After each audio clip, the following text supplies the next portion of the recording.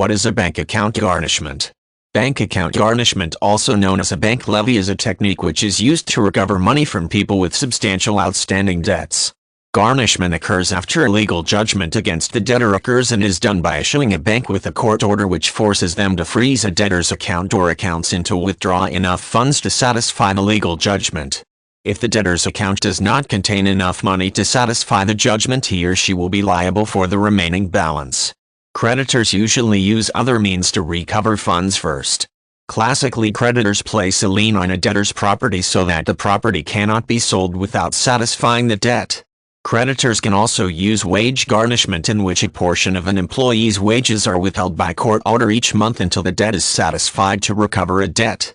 However, in the event that a debtor is unemployed, the creditor can turn to bank account garnishment. Any funds in deposit under a debtor's name can be subject to garnishment with the exception of certain government benefits.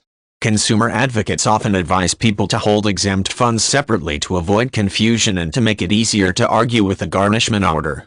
Jointly held accounts with a spouse are liable for garnishment, making it advisable to hold assets separately in a marriage where one spouse has outstanding debts, although jointly held accounts with people other than a spouse may be exempt.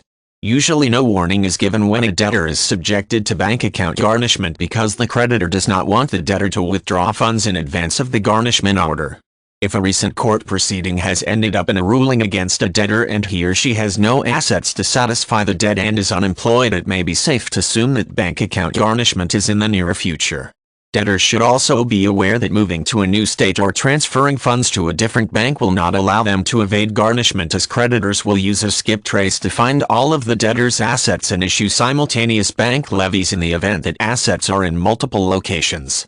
Once a court order has forced a bank to hold a debtor's funds, the bank will notify the debtor that his or her funds are frozen under a bank account garnishment. The debtor has an opportunity to appeal the garnishment or show that the funds are exempt, with the funds being released to the debtor after 21 days. In the event that the debtor's account has more funds than required by the order, the bank may freeze the entire account while it waits for the garnishment to be sorted out, or it may only institute a partial hold on funds.